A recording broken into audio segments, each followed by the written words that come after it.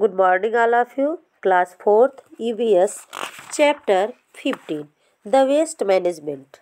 Today we will discuss about page number 103 Waste Management. Let's see. Rajni needs to throw the following waste in the garbage bins. Colors the circle with the biodegradable waste in green and those which not biodegradable waste in blue. Rajni जो है क्या की है, 2 dustbin बना के रखी है अपने घर में, अपने घर का कूड़ा करकट इकट्ठा करने के लिए। एक में वे कैसा मटेरियल कलेक्ट करती हैं जो कि बायोडिग्रेडेबल है, जो कि आसानी से सड़ जाता है, और जो नहीं सड़ता है उसे दूसरे में, जो सड़ता है उसे ग्रीन में, और जो नहीं अपघटित होता है उसे ब्लू में। तो इसमें देखिए पेंसिल सेविंग है, यूज्ड मेटल कैंस है, प्लास्टिक बॉटल्स है, पेपर्स है, ब्रोकन ग्लास है, वेजिटेबल पील्स है। इसे आप खुद से भरिएगा, ठीक। कौन सा बायोडिग्रेडेबल है और कौन सा नॉन बायोडिग्रेडेबल है।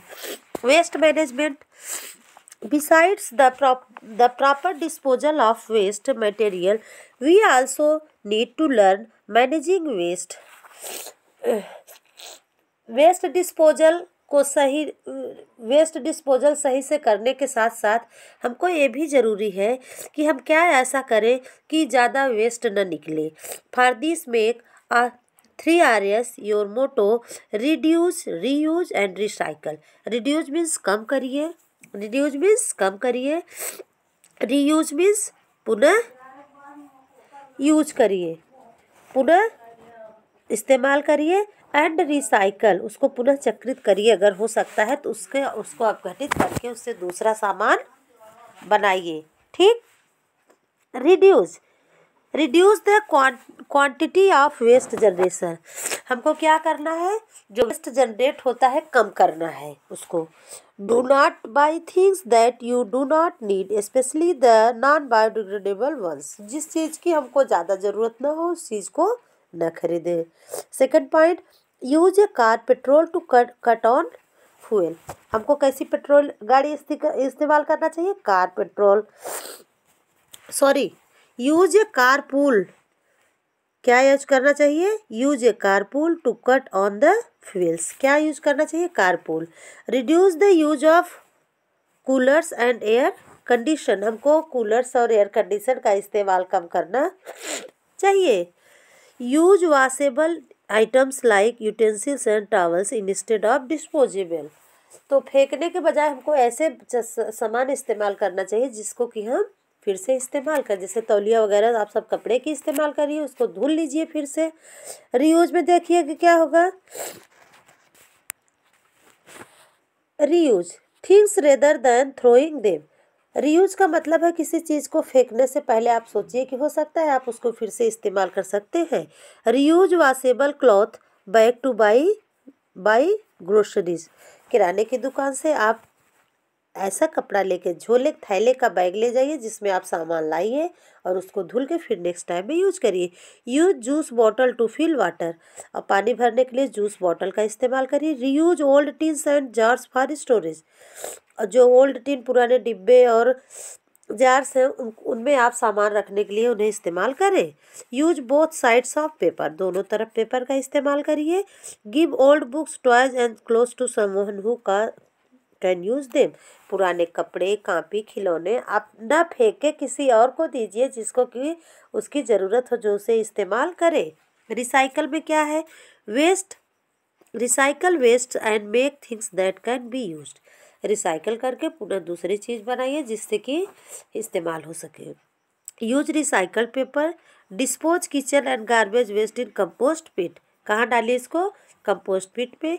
Use things made of paper, glass, plastic and metal to make new things. इन सब से नई चीज़ें बनाइए और उसे इस्तेमाल करिए। Make paper bags from the newspaper. और पेपर की बैग इस्तेमाल करिए जो कि न्यूज़पेपर से बनती है। Open your exercise of this chapter. Fill in the blanks. Vegetables and fruits peels are dash dash waste. फल और सब्जियों का छिलका किस तरह का वेस्ट है, तो ये हमारा क्या है, biodegradable waste. BIO bio, DEGRADABLE अपघटित होने वाला बेकार पदार्थ है। इसके बाद है an empty soft drink can is ARN dash dash waste.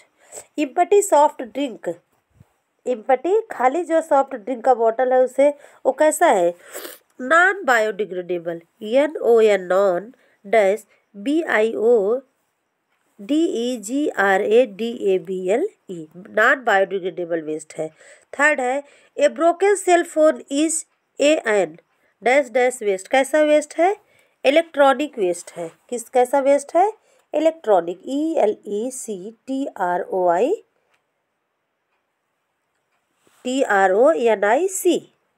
Electronic. Fourth है dash dash and dash dash generate hazardous waste.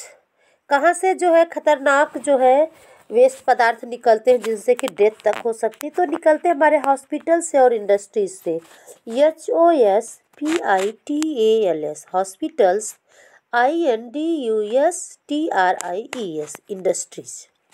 And fifth one, in cities dash dash corporation manage the proper disposal of waste. शहरों में waste का proper प्रबंधन कौन करता है? तो कौन करती, कौन सी पालिका करती है?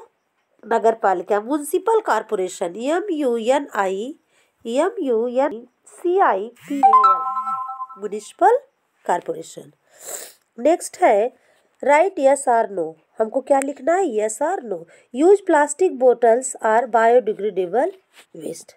प्लास्टिक बोतल क्या है? बायोडिग्रेडेबल वेस्ट है? नहीं, फॉल्स हो जाएगा। Second, waste is generated in schools and offices only, not in our homes. Waste जो है बेकार पदार्थ केवल स्कूल और ऑफिस में निकलते हैं, हमारे घरों में नहीं निकलते। तो घर में भी निकलते हैं ना, तो ये स्टेटमेंट हमारा क्या हो जाएगा? Falls. And third, waste disposes in ponds is harmful to aquatic life.